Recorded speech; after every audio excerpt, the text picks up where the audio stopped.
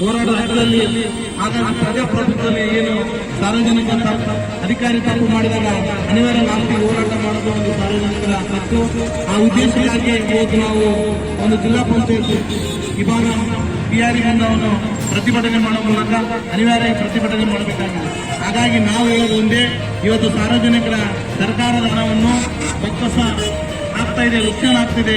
ಸಾರ್ವಜನಿಕರ ತೆರಿಗೆ ಹಣವನ್ನು ಅಭಿವೃದ್ಧಿ ಆಗಬೇಕು ಹೊರತು ಯಾರೋ ಒಂದು ಗುತ್ತಿಗೆದಾರ ಲಾಭದಗೋಸ್ಕರ ಅಧಿಕಾರಿಗಳು ಅದನ್ನು ಅಭಿವೃದ್ಧಿ ಮಾಡದೆ ತಮಗೆ ಬೇಕಿದ್ದಂತ ಹಾಗಾಗಿ ಮಾಡಿದಂತ ತಪ್ಪು ಮಾಡಿದಂತ ಅಧಿಕಾರಿ ಮ್ಯಾಗಿನ ಕ್ರಮ ತಗೊಳ್ಳೋದಕ್ಕ ಇವತ್ತು ಇಂಥದ್ದಾಗಿದೆ. ಹಾಗಾಗಿ ನಾನು ಜಿಲ್ಲಾ ಪಂಚಾಯತ್ ಸಿಒ ಅವರು ಬರಬೇಕಿಲ್ಲ ಅಂತ ಹೇಳಿದೆ.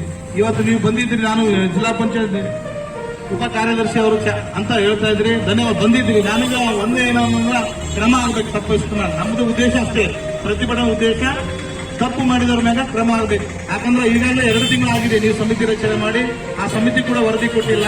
ನಾ ಹೇಳ್ತೀನಿ, ಎಲ್ಲಿ ಕಾಮಗಾರಿ ಕೊಟ್ಟಿದ್ದೀವಿ ಆ ಪಟ್ಟಿನೇ ಕೊಟ್ಟಿದ್ದೀವಿ ನಾವು, ಎಲ್ಲೆಲ್ಲಿ ಕಾಮಗಾರಿ ಮಾಡಿದ್ದಾರೆ. ಯಾಕಂತಂದ್ರ ಏನು